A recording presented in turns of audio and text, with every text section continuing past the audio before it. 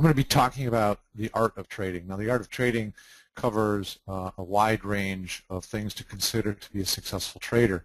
You can trade futures, you can trade stocks, you can trade options. All of the trading that I do and all of the trading that we teach at Options Moneymaker is focused on options trading. So if you're not an options trader today and you have had a desire to maybe learn how to trade options, I'm going to share with you some of the things that we do and some of the success factors that we follow.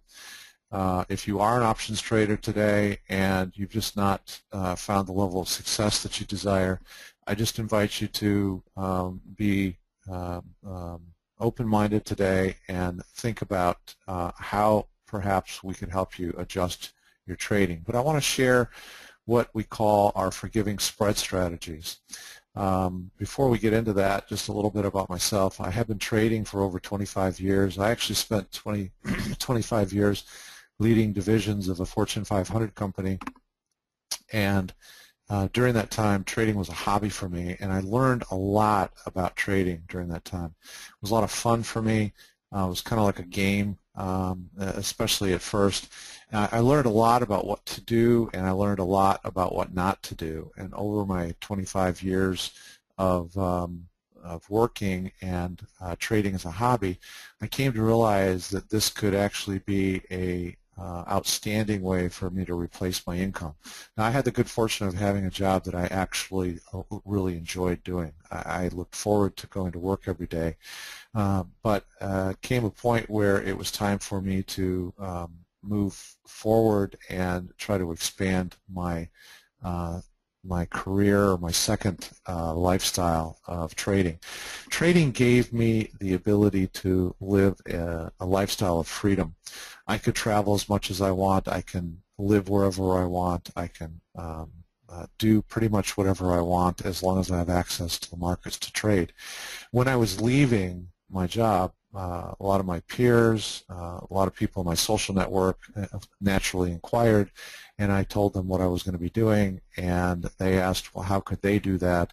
And one thing led to another, and that's why I formed the company, Options Moneymaker, and started teaching other people to do what I had learned over about a 25-year period to do. So today I spend my time mostly as a teacher. I spend time every day working with traders and teaching them how to think about trading. We are not a service that just focuses on just follow our trades, do this without understanding it. We are an education-focused service. We really like our traders to develop a knowledge and skill set that they can keep with them for the rest of their life. One of my associates who helps me with all of the trading that we do, she's in her late 20s, and I'm always amused when I think about how her lifestyle will be very different than many of her peers, because at a very young age she's learned how to trade very successfully, and she will have the freedom to be able to do that the rest of her life. I'm also an author. My book, The Art of Trading, More Profits in Less Time, it's available on Amazon. It's the #1 bestseller on Amazon, and we basically give you a good overview of how to trade successfully. If you've never traded options before, Chapter 1 is all about option basics. If you know option basics, skip that, and you can learn about spreads, you can learn about strategies, you can learn about position management, and even some advanced option trading strategies. I'm also an active trader every day, so I'm not just a teacher. I don't just write about trading. I actually trade every day. I host a live trading room every day. I have people in the trading room excuse me, every day who are following along with the trades that I am doing. I'm doing these trades in live accounts. These are not paper trades. These are not hypothetical trades. They're all live trades in multiple accounts that I trade along with my team. And we have people who are following along with those trades. But more than just following along with the trades, they're participating in the live trading room because I pretty much offer ongoing commentary as to how to think about this trade, how to think about this market move, how to think about this particular strategy. and really infusing in them an opportunity to learn how to trade effectively. And then I just enjoy the lifestyle and freedom that trading has offered me. A lot of traders come to trading, think that they're going to make $1 million in the first few months or get rich in the first few months, and they fail and they walk away and they never come back to it. Other people keep trying, like a fly flying into the window, keeps trying to get outside. They keep doing the same thing over and over again and can't figure out why it doesn't work. And what I really hope to do every single day, what I strive to do every single day with our traders, is to teach them how to be successful with trading. Not every single trader will be successful. There are different personality types out there. There are different commitments, but if you have the commitment to learn and the desire to learn, you certainly do have the ability to be successful. And if what you hear today sounds like something that we might be able to help you with, we certainly would love to be able to work with you. So what we do is we focus on teaching traders how to trade spreads. There are so many different ways to trade options. You can trade long options, you can trade short options, you can trade options on indexes, on ETFs, on stocks. You can trade any one of a number of very creatively named option strategies. If you try to take it all on at the same time, you're going to be overwhelmed, you're going to be confused. A confused mind generally doesn't make good decisions, and you are going to not generally be successful. So what we do is we focus our traders on trading spreads with what we call a forgiveness factor, and I'm going to describe that to you just a little bit. By the way, I'm going to take questions at the end, so I'm going to go through this. A lot of the questions people have usually get answered during the presentation, but I will take questions at the end of the presentation. We teach traders how to simplify their trading too. We don't want trading to be overly complex. We don't want it to be something that feels like a job to you. We want it to be fun. We want it to be something that is relatively simple. I'm not saying it is easy, but what I'm saying is when you learn and you understand exactly what steps to take and what rules to follow, it's relatively simple. We also try to teach traders how to achieve a high win rate, and there are a variety of factors that go into that. It's not just strategy, it's also positioning, it's also timing, it's choosing the right strategy for the right market conditions. It's those types of things that will help or detract from achieving a high win rate. Choosing the right strategy for the current market conditions is extremely important, and what I'm going to offer you today is an overview of some strategies and how they fit into different market conditions. They're not that dissimilar, so it's not like you have to learn a dozen different strategies in order to be successful. There's a core component in each of the strategies that we trade that is very similar, and we just insert variables, slight variables into those that allow us to adapt to current market conditions. And probably number one for me in helping traders learn is how to overcome fear and anxiety. I find, and I've worked with thousands of traders over the years. I mean, I've taught live seminars of traders for 2 days where I've had 500 people in the room. And what I find in talking to traders is that they panic, they are fearful, and that fear is derived mostly because they're afraid they're going to lose their money, and that is because they have put too much money into the trade. So overextending themselves is number one. Number two is they don't really understand what they're doing. And so it would be like me when I was taking flying lessons, going up with my flight instructor and saying, hey, I can do this, I can land. But I could take off, but I hadn't learned to land yet. So there are periods of time where you're going to experience a certain level of anxiety because you haven't experienced what it is that you need to understand. And we really work very hard in helping traders overcome fear and anxiety. So the topics that I want to talk about today are simplifying your trading. And then I want to give you examples of what we refer to as forgiving spreads. These are option spreads that are traded with a forgiveness factor. So credit spreads are a very basic spread strategy. Most people understand the concept of credit spreads, but most people don't understand the right time to deploy them. They don't understand the right rules to follow in order to set themselves up for a higher degree of success. But credit spreads are a great directional strategy in higher volatility conditions. Iron condors are just combining two credit spreads together. I'm going to show you an example of one if you're not familiar with it, but iron condors take two credit spreads and put them together. It creates a non-directional strategy, still great for a high volatility environment.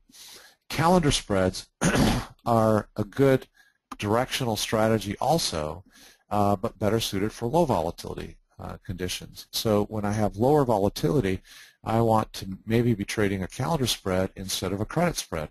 If all I know how to trade is a credit spread, then I'm going to have a great degree of success during some periods of the market, and I'm going to have a great degree of failure during other times in the market. And unless I really understand what I'm doing, I won't necessarily know why I succeeded and why I failed. And that just creates a high level of anxiety. Market tamer. Now this is a name that we put on what typically is called a double calendar spread, where it's taking two calendar spreads and putting them together. It's a non-directional approach to trading, again, suited for low volatility. And then a combo trade is a directional high volatility to trade. So this is intended to show you that although I've listed 5 strategies, it really boils down to about 2 strategies that build the foundation of what we are doing here. And the variables exist so that we can choose either a directional bias or a non-directional bias. So if we're not sure which direction the market's going, we might want to only trade non-directional bias trades. If we have a very strong sense of which direction the market or a stock or index might be moving, a directional bias trade might be great.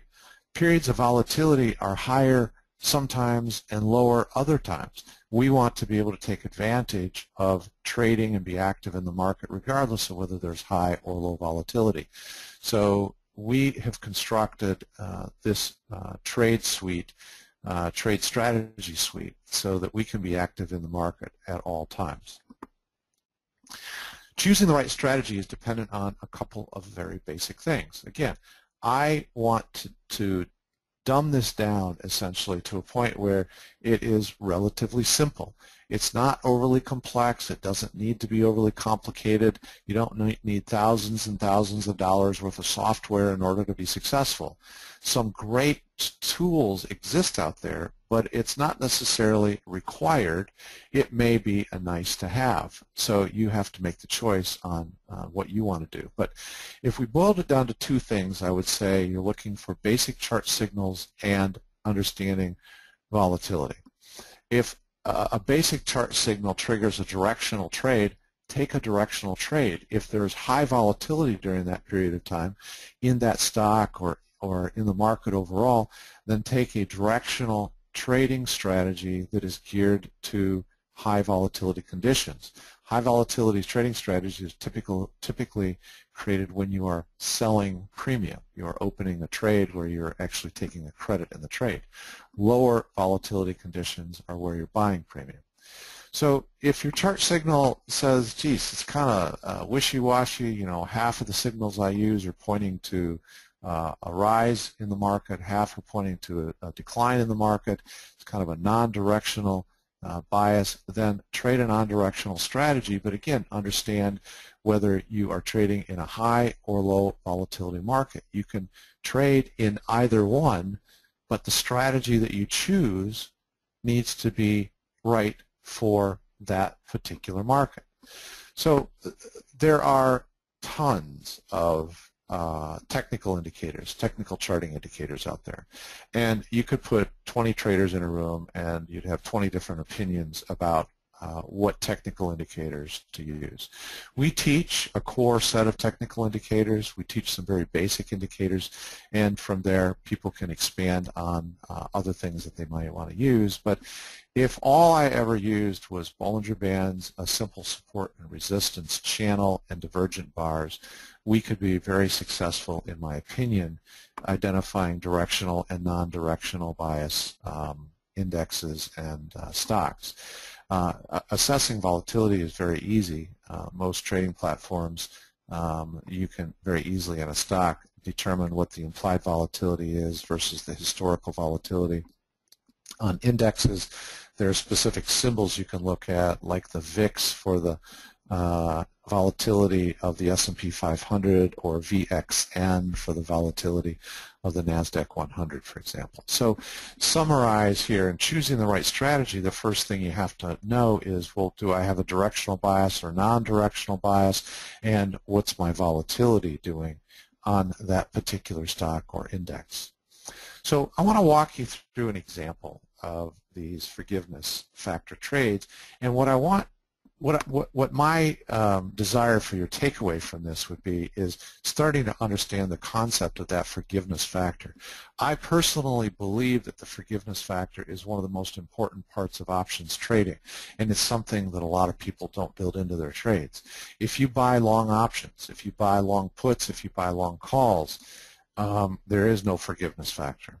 If you trade spreads, there is a forgiveness factor, but if you don't trade spreads in the right way, there may likely be no forgiveness factor. So first of all, let me take you through what a calendar spread is as an example, and then I want to get a little deeper into what the forgiveness factor means.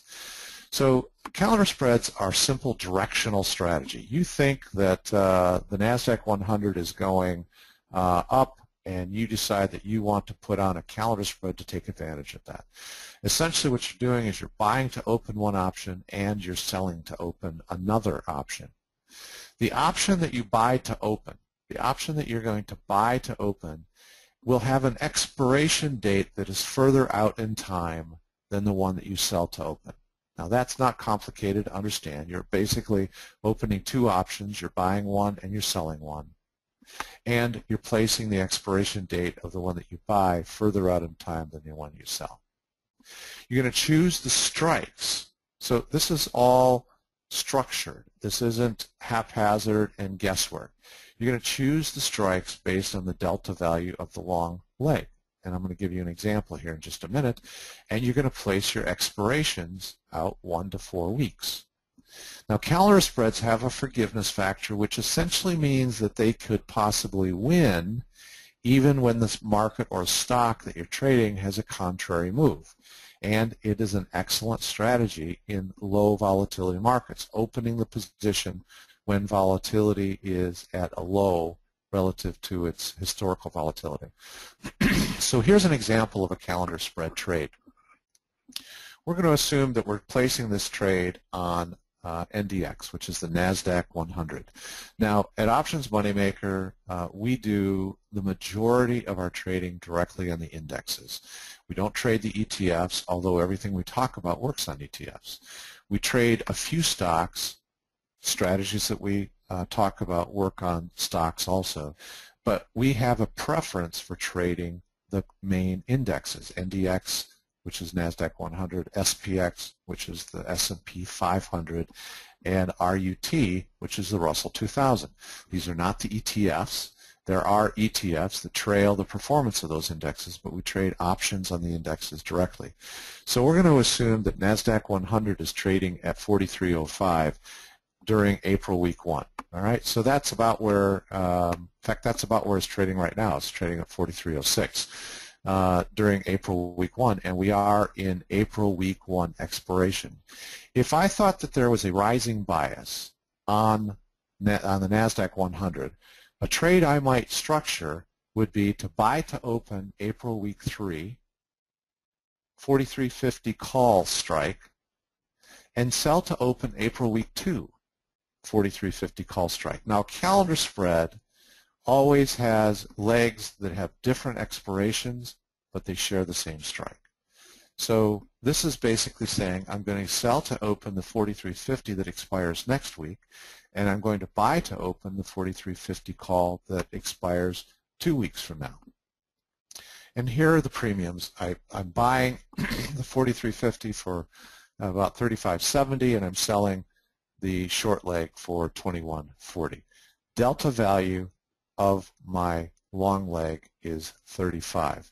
Now, the reason we chose the 43.50 strikes is because, remember back here I said you're going to choose your strikes based on the delta value of the long leg.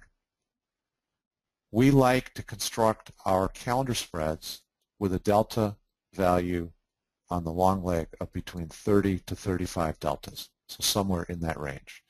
And this one happened to be 35 deltas.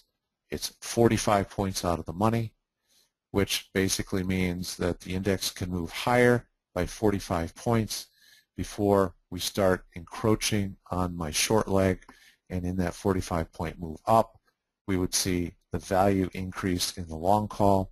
We are going to see time value decreasing much more rapidly in the short call than in the long call, and basically we set ourselves up for a profit. So the cost of this spread is $14.30, but we have $21.40 of very short-term time value that will be decaying away the next few days. I like this trade in particular. We actually have this trade open in one of our accounts. I think more than one of our accounts. I like this trade in particular because this $21.40 of time value is going to also benefit from a market holiday this Friday, where there's no trading on Friday, but Friday, Saturday, and Sunday there's 3 days of no trading, and that just reduces the amount of time to expiration. So this trade is actually set up to benefit from a move up, but it also has a forgiveness factor built in that if instead NDX moves down, we could potentially win. Now the forgiveness factor specifically is when the price moves against your position and you still make a profit or possibly break even. So as an example of that forgiveness factor, this particular trade has a short leg that is at 43.50. If the index does not move higher and instead moves lower, I will have a profit. I will have a profit of $21.40 on the short leg next week. That's how much I sold the 43.50 call for with an expiration of next week. So the forgiveness factor very specifically means that I could now afford to lose $21.40 on the long leg, and I would still be out of the trade at break even. I have basically put a trade on where I think the index is going up and it doesn't go up. I'm wrong, or I misread, or I'm premature, but I now could afford to lose $21.40 on my long leg and still break even. I don't want to trade to break even, but I don't want to trade to lose money. So if I do, in fact, break even, that's a better outcome than losing. I can also estimate about how far the index could move against me, and I could still potentially be okay. I can take that allowed loss on the long leg, 21.40, and divide it by the delta on the long leg of 35, and so basically 21.40 divided by 0.35 equals 61.14. What it means then basically is if I think that it's going up but instead it goes down, as long as it goes down less than 61 points, I may still actually have an opportunity to break even or take a profit. Let's say it went down 40 points. I take my $21.40 profit on the short leg, but maybe I only lose $18 on the long leg. So the index moved against me, and I still ended up with a profit. Now, this is so you understand the concept. This is not real-world trading. In real-world trading, you're going to have some slippage on the long leg, time value decay on the long leg, so it depends on how much the index moves. But the concept is the forgiveness factor, and we've basically put on a trade that says if it moves against me immediately, I don't lose immediately, and that's what I like about it. Now the market tamer is essentially a double calendar spread. We just like the name market tamer better. But the double calendar spread can be used to create a non-directional strategy. Now again, you've learned the calendar spread. You're applying exactly the same concept of the calendar spread to the market tamer. You don't have to learn a separate strategy. You just have to use this variable to say, I don't see a directional bias, so I'd rather trade a non-directional bias. I'm going to use the calendar spread strategy as a market tamer. What you're doing basically is you're opening both a call and a put calendar spread simultaneously. It eliminates the need to assess a directional bias, and you have a potential profit regardless of which direction the price moves. One side is going to win on the move. Your call spread is going to win if the index goes up. Your put spread is going to win if the index goes down. But then the other side is going to benefit from the forgiveness factor. So you've got a combination of two calendar spreads in place. One is winning based on the move, and you don't really care which direction the index moves. The other one is going to win on the, or potentially win on the forgiveness factor, or maybe just break even, okay? But this is an excellent strategy, again, in low volatility markets. So let's go back to our 43.50 call spread, for example. We're trading at 43.05 on the index, and it's April week 1. We've put our call calendar spread in place. We already talked about. Now we're all simultaneously going to put in a put calendar spread.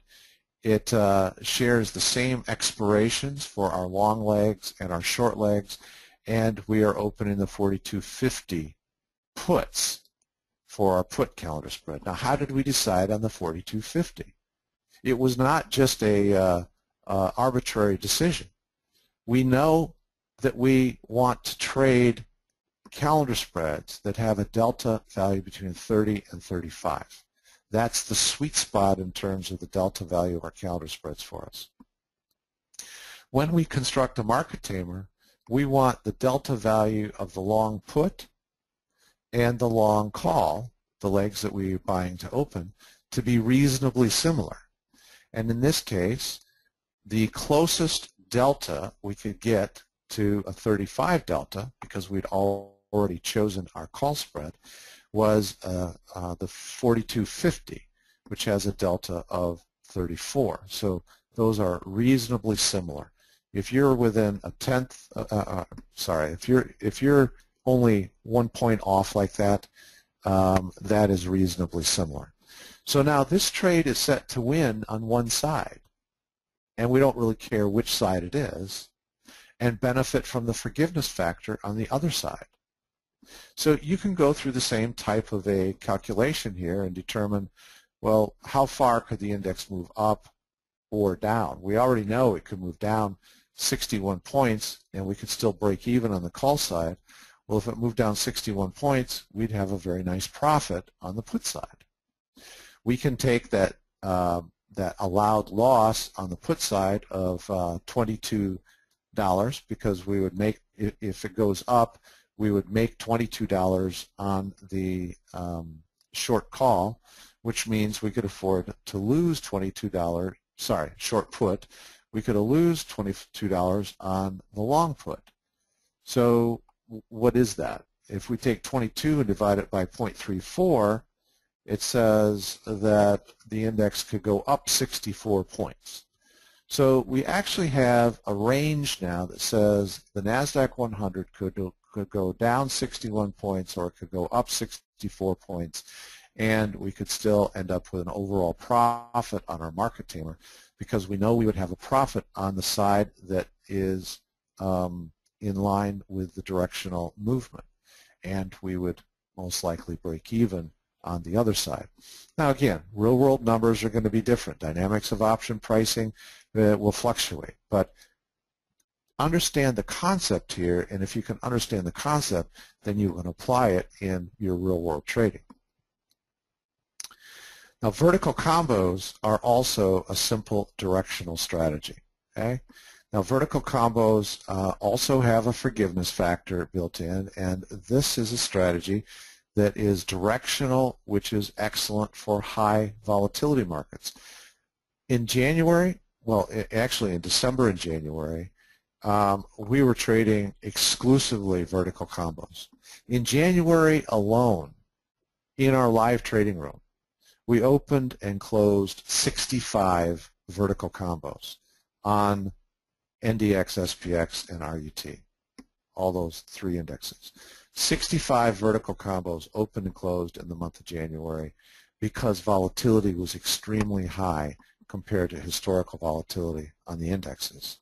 We lost money on 5 of those. It just ended up being a phenomenal strategy for directionally biased trades in high volatility markets.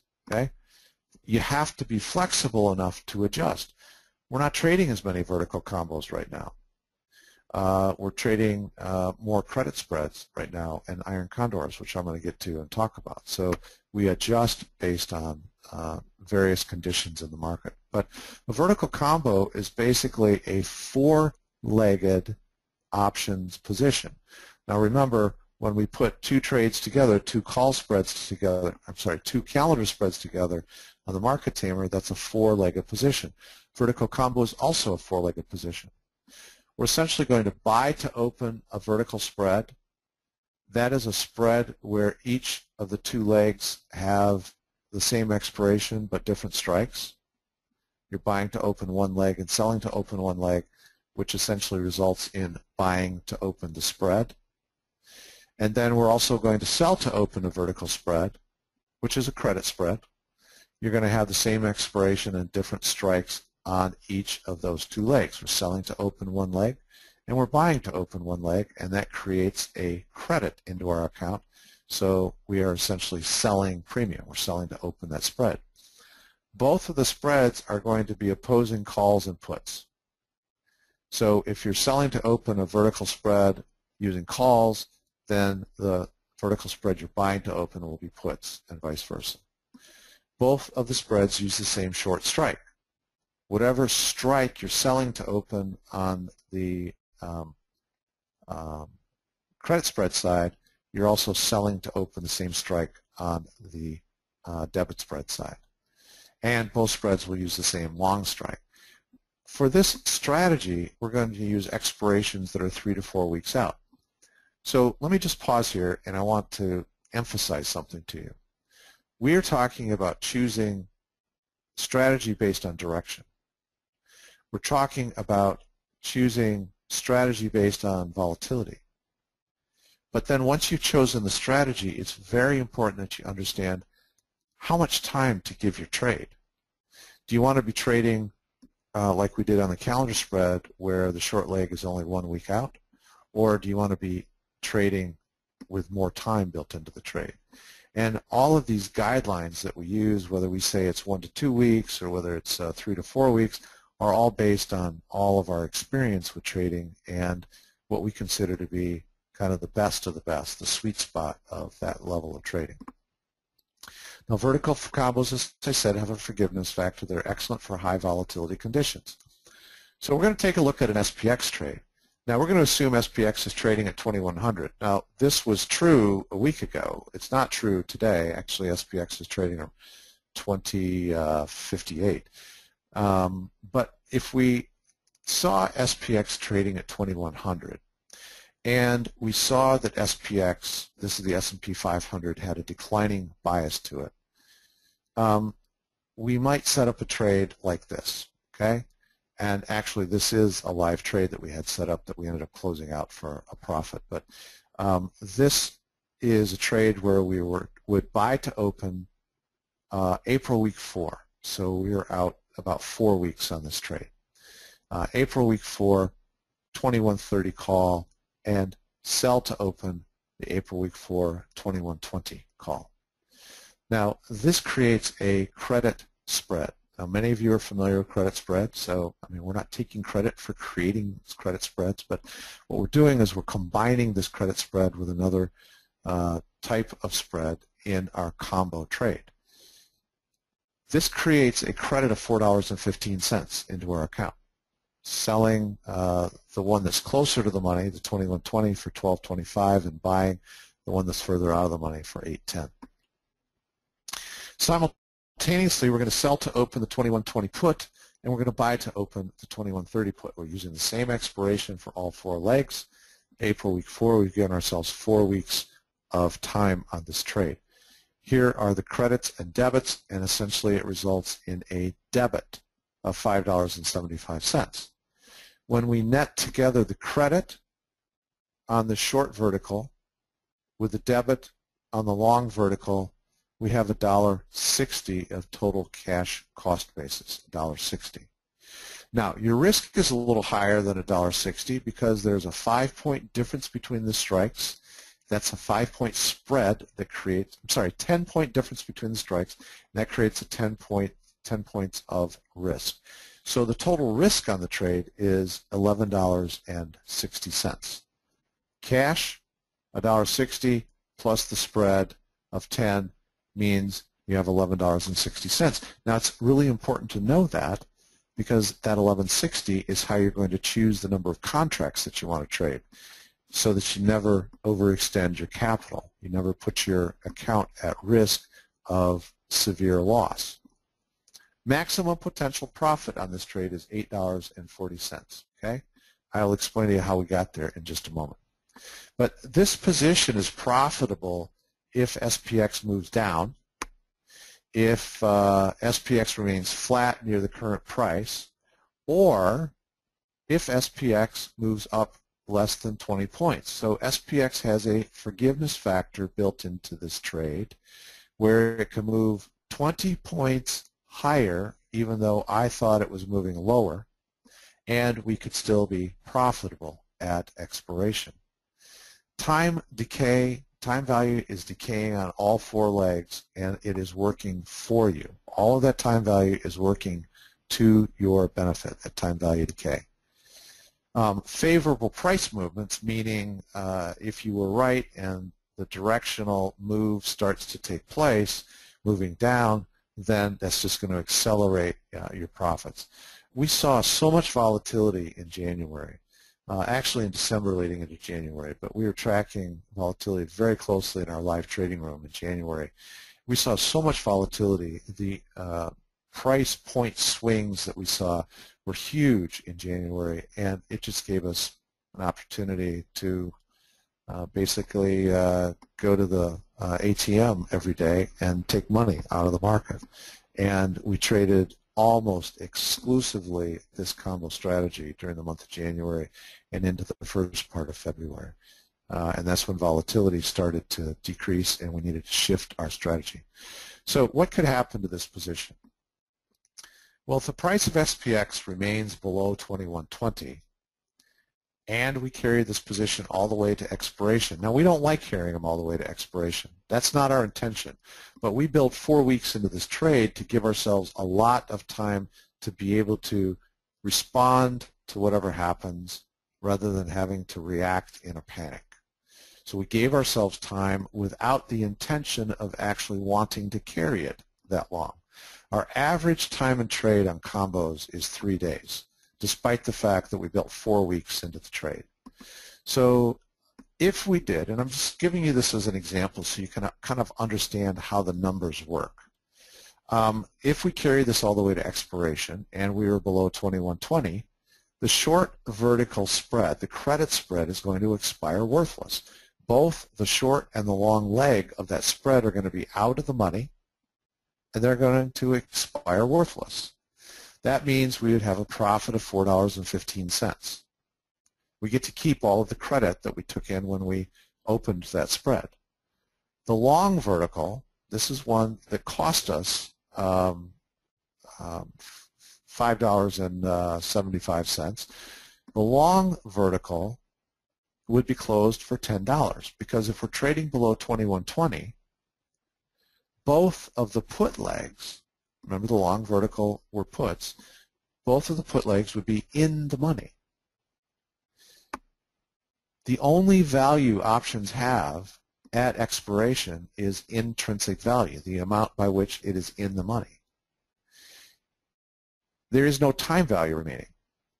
So if the only value that it has is intrinsic value and there is a 10-point spread, it means that the option at 21.30 would have 10 points more value than the option, the put option at 21.20.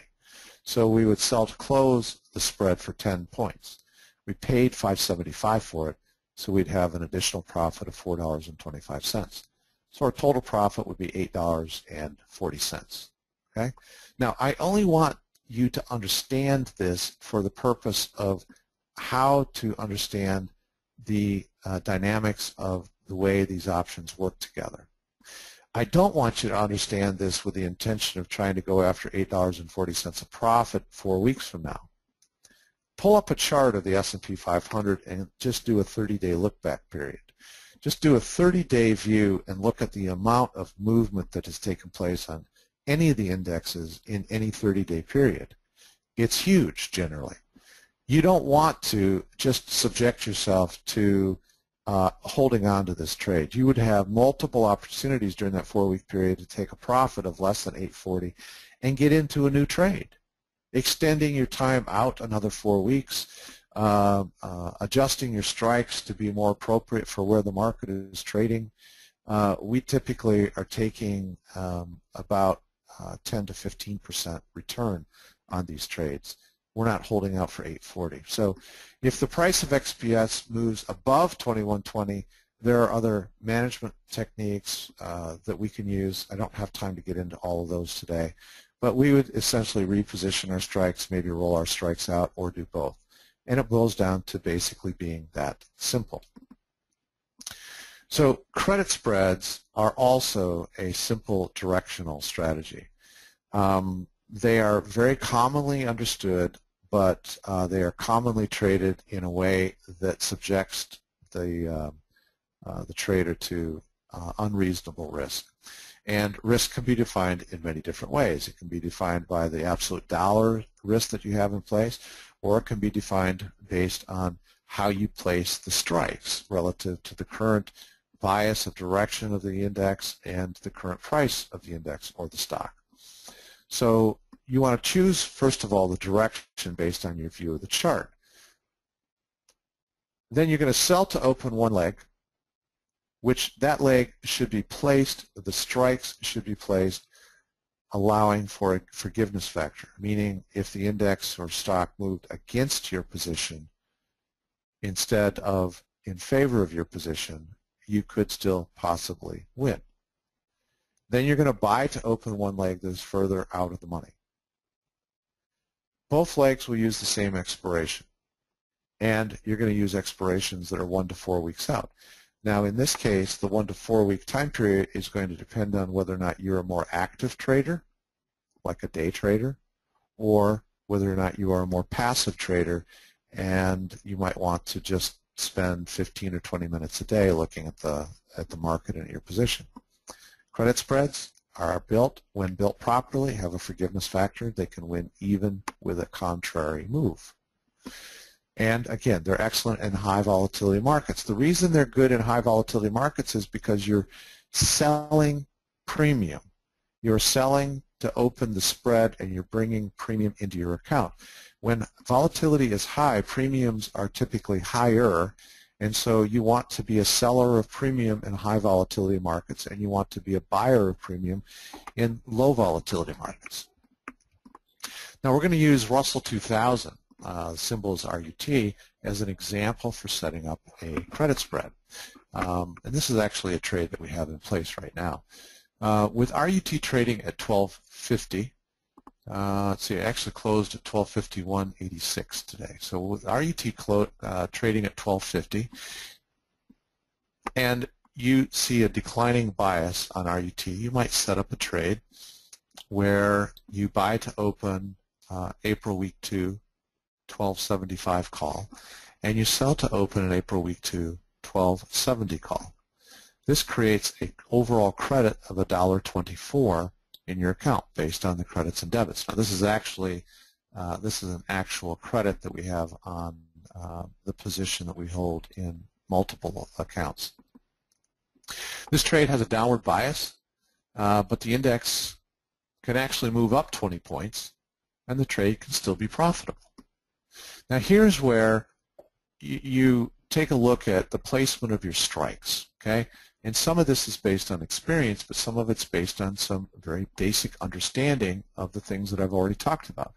Basic understanding of support and resistance in charting, a basic understanding of Bollinger Bands.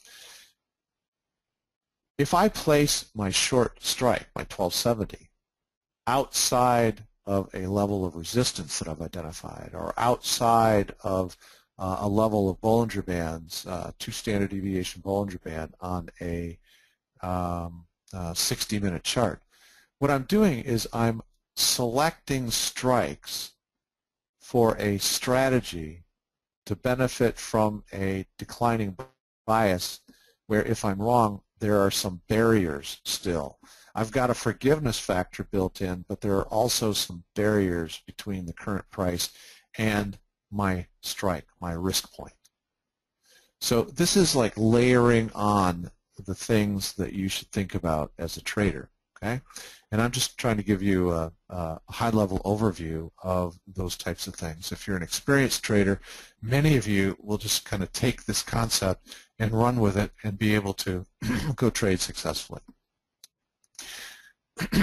These are open during higher volatility periods and will benefit from time value decay.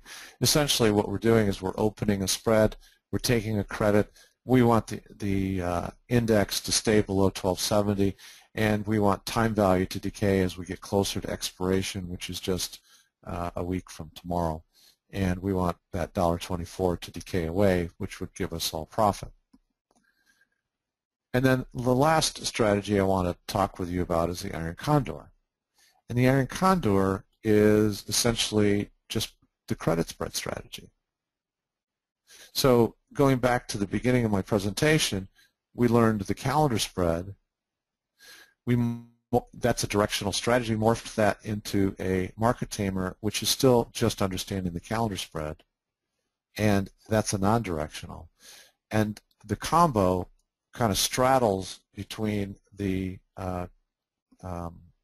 calendar spread and the credit spread, and then we have the credit spread, which can also morph into a non-directional strategy called the Iron Condor.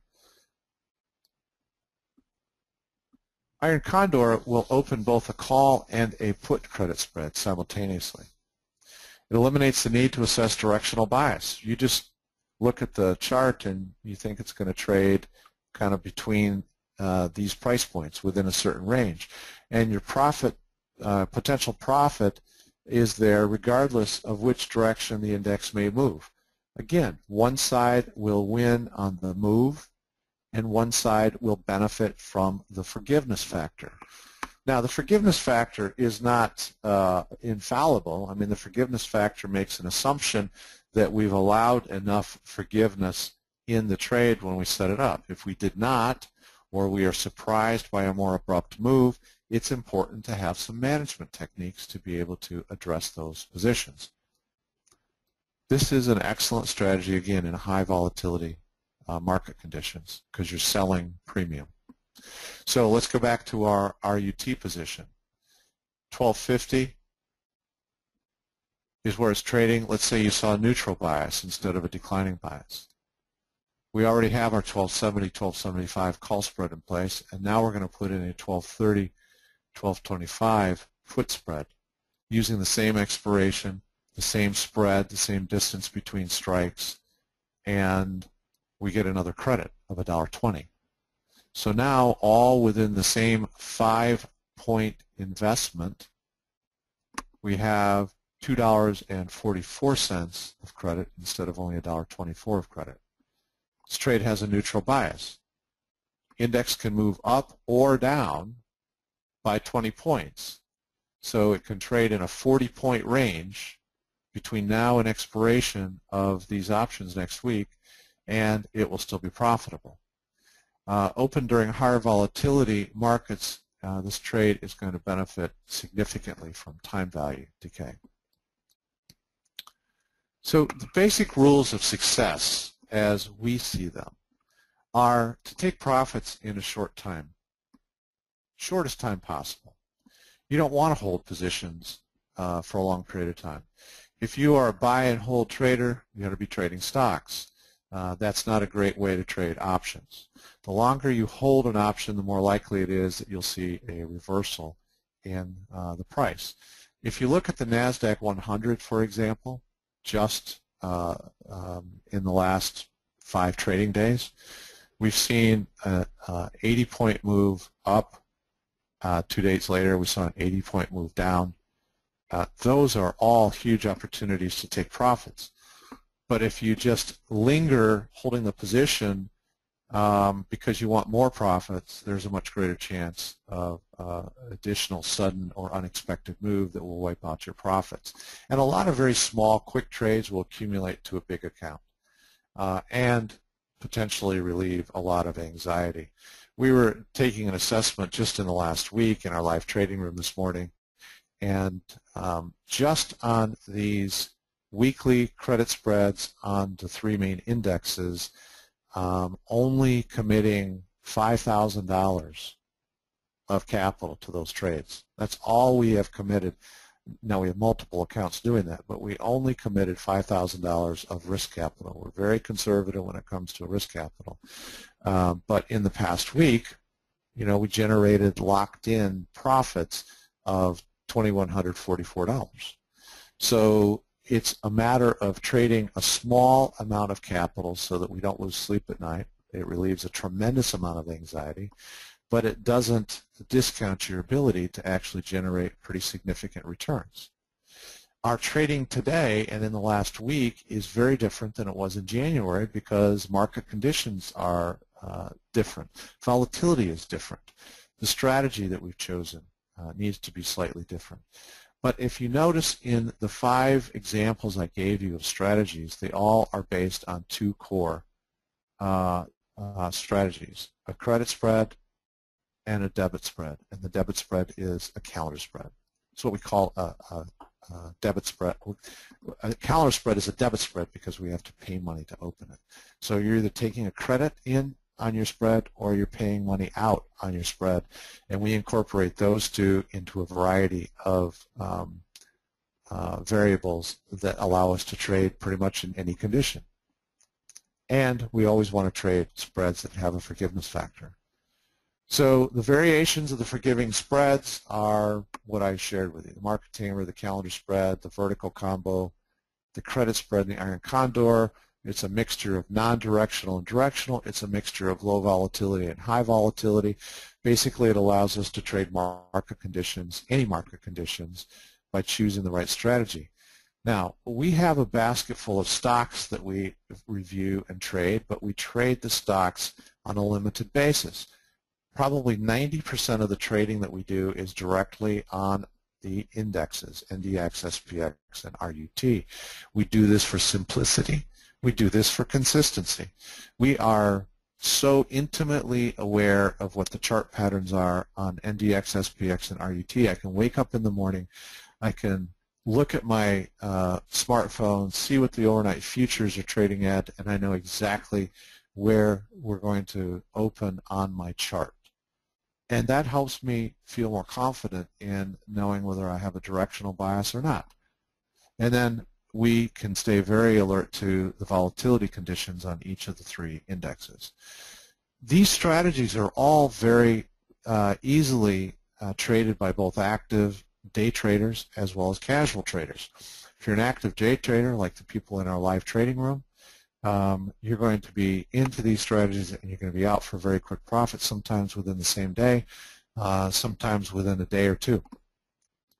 If you're a more casual trader and you don't have that amount of time to devote to trading, then you can trade these strategies by putting the expirations out a little farther, giving yourself a little bit more time on the trade, and commit 15 to 20 minutes a day to just review your position.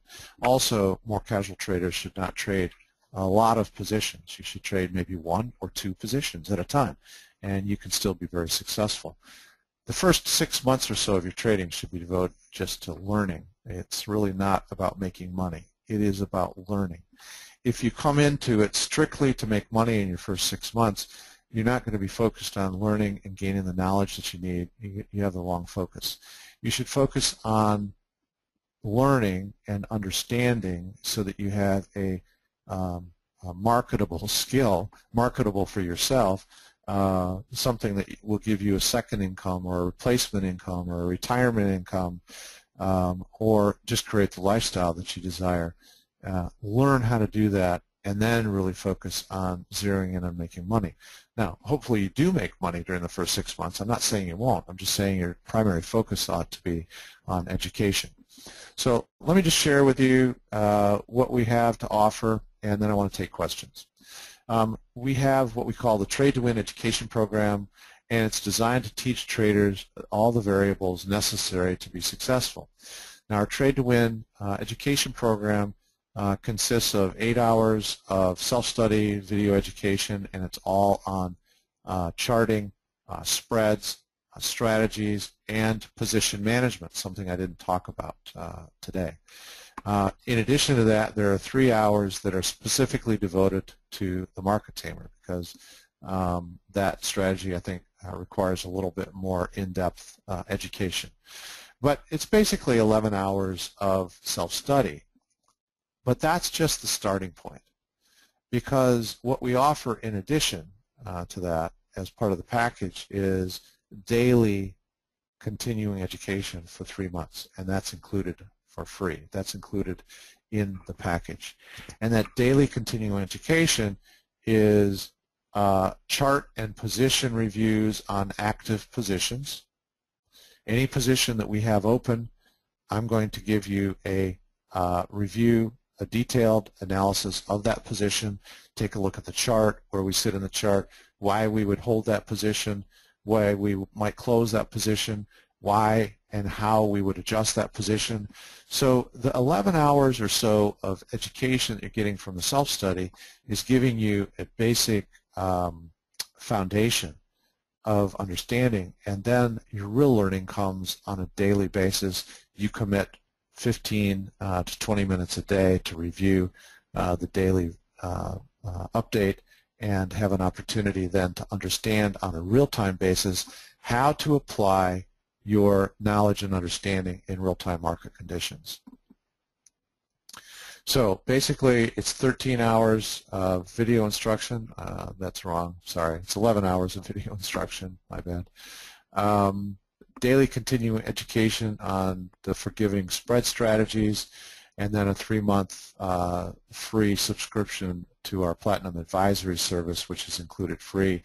And that advisory service gives you access to the daily education videos, position reviews, chart analysis. So instead of you going through all this instruction, or many of you have attended weekend seminars or you've read books, and then you don't really know where to begin, what we do is we give you the instruction, and then we give you the beginning points. And the beginning points are, we're going to take your hand and we're going to lead you through the market on a daily basis for 3 months. That's 5 days a week for 3 months. So if that is something that interests you, the participation fee is just $19.95. If that is something that you are interested in, you can sign up directly at optionsmoneymaker.com/T2, the numeric 2, win, W-I-N. And if you have questions that perhaps I don't get to today, which I'm going to take here in just a minute, feel free to email me directly at markd, that's Mark D as in David, at optionsmoneymaker.com. All right, so let me see if I can filter through some questions here. All right.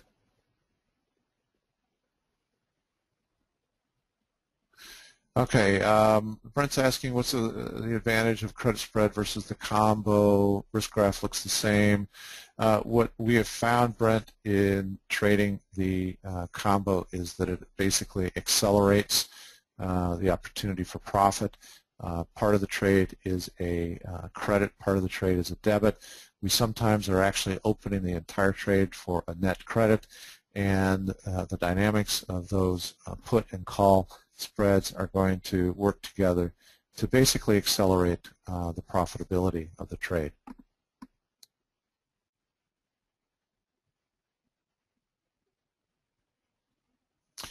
All right, Judy's asking, did you say you only trade cash indexes? I've had trouble with getting good prices when closing and struggle with large spreads.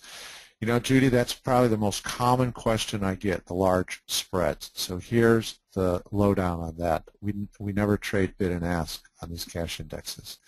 The spreads are enormous, particularly on the NASDAQ 100. We always trade off of the midpoint between bid and ask. Now, we do all of our trading at Trade Monster. We like to trade, sorry, it's Options House now. just went through a merger. Options House, we like the trade platform. And on that trade platform, they show the mark. They show the bid, the ask, and the mark. And the mark is always the midpoint between the bid and the ask. If I'm opening a position for a credit, I'm going to put in a limit credit that is 10 cents off of the mark. If I don't get filled almost immediately, I'm going to adjust that another 10 cents. And I'm going to keep adjusting it until I get filled. But basically what we are doing, Judy, is we are naturally narrowing the spread. And then you just have to work the trade. But we do this every day. We do this frequently.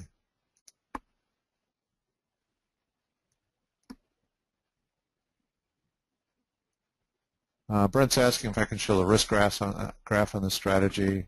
No, I don't have that available to me right now, Brent. And you can plug the numbers in, and you'll see how they look. Let me see. I was trying to start at the back and going forward. Here we go.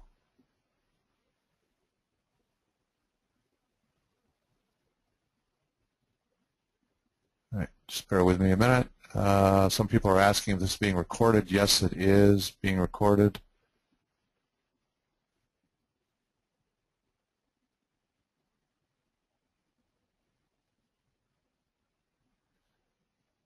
Let's see here. Lori's asking, delta selection appears to reflect one standard deviation move selection. That's about correct. Yes, Lori. I mean, directionally, yes, you're on the right track. Manning's asking, how do you determine low versus high volatility? Is there a moderate volatility? Very simply, I look at the current implied volatility and compare it to the 52-week range historical volatility, and I take a look at where it is sitting. If it's sitting right in the middle of volatility range and I don't see a real clear directional bias on the chart, that may prompt me to go for a non-directional trading strategy, and I probably would lean more towards a selling premium strategy than a buying premium strategy. Because if I'm trading in the middle of the volatility range and volatility decreases when I have bought premium, it puts more pressure on my position. So if I'm trading more towards the low end of the 52-week range, then I'm going to more than likely be buying premium. Barbara's asking, are you using delta to determine strike prices? Not sure what strategy you're talking about. We use delta, yes, on the calendar spread and on the market tamer, and on the combo and the credit spreads. We are using some, it varies depending on the index, but we're using our knowledge of average daily movements of the indexes, as well as our support and resistance and Bollinger Band channels.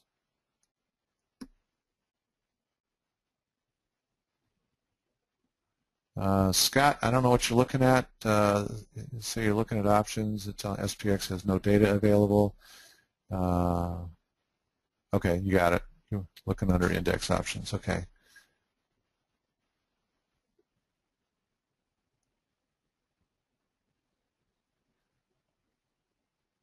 Rob, not sure what you're saying is expensive. That's another variable when it comes to these trading strategies. The market tamer is the most expensive of the 5 strategies that I shared with you, but it's also generally got the biggest profit potential. All of them have about the same profit potential in terms of percentage basis. So it's another variable to consider based on how much capital you're trading. You can put more capital in if you desire to with a market tamer non-directional strategy.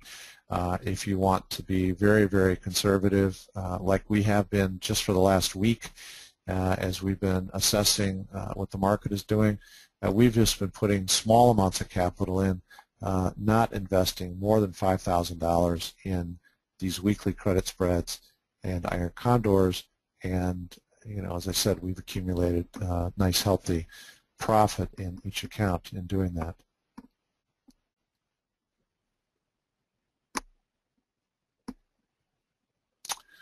Christopher's asking a common question people ask. The multi-legged trades, the transaction cost must eat into any profits.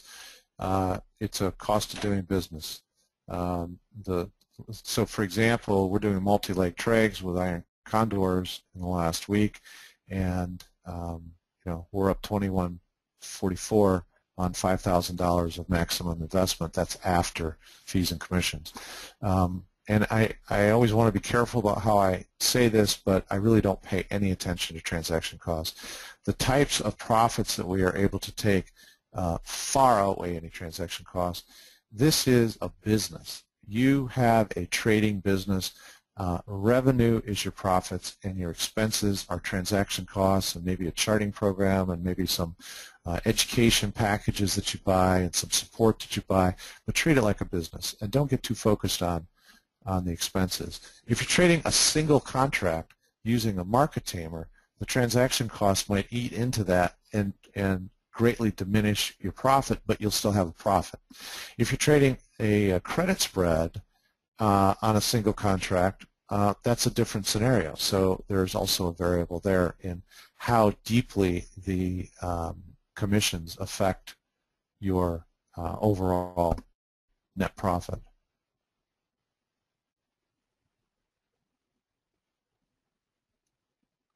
Benny's asking about our advisory service.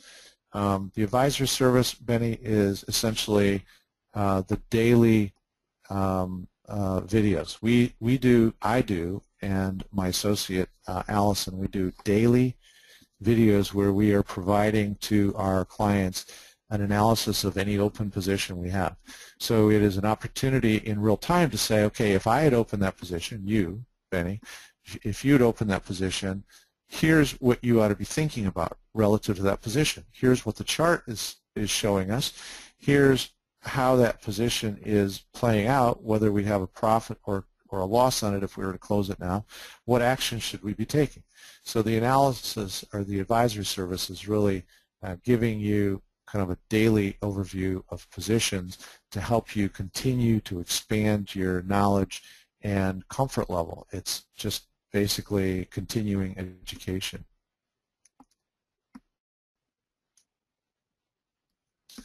Gerald's asking, I've studied your book, and I just subscribe to the alerts until I can afford to take the full course. We don't offer just an alert service, Gerald. We only offer the alerts as a addition to our education package, and it's only there to help people kind of get started. But there are a lot of people out there that offer alert services. We're not one of them. We're just not interested in a bunch of people following along like a herd with us. We want people to learn and be independent and function on their own. Even in our live trading room, even though everyone can in real time follow every single one of my trades, most of the traders are choosing many of their own trades, but they're using the thought process that I provide to them and the knowledge that I provide to them to help them make those decisions. So we don't currently offer just an alert service.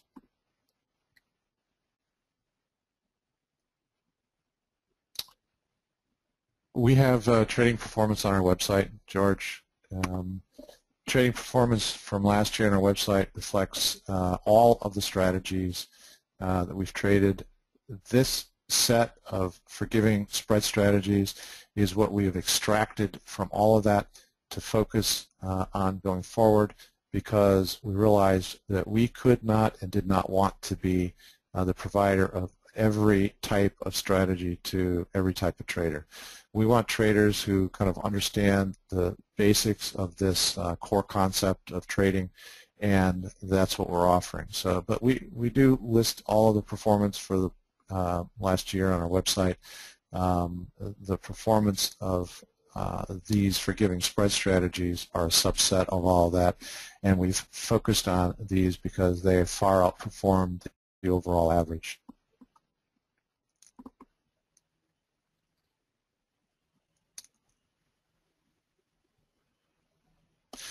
What is the risk management for the credit spreads? If we are in trouble on a credit spread, meaning the index has moved against us, we first of all evaluate the chart to determine whether or not it's just a short-term temporary move or whether or not we need to take action, and then we can just do a reposition or a possible adjustment on the trade.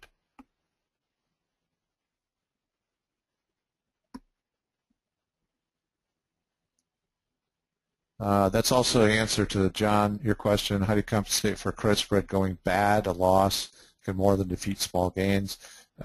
We try not to take losses on those. We try to do adjustments and some management techniques, which we also discuss and clean.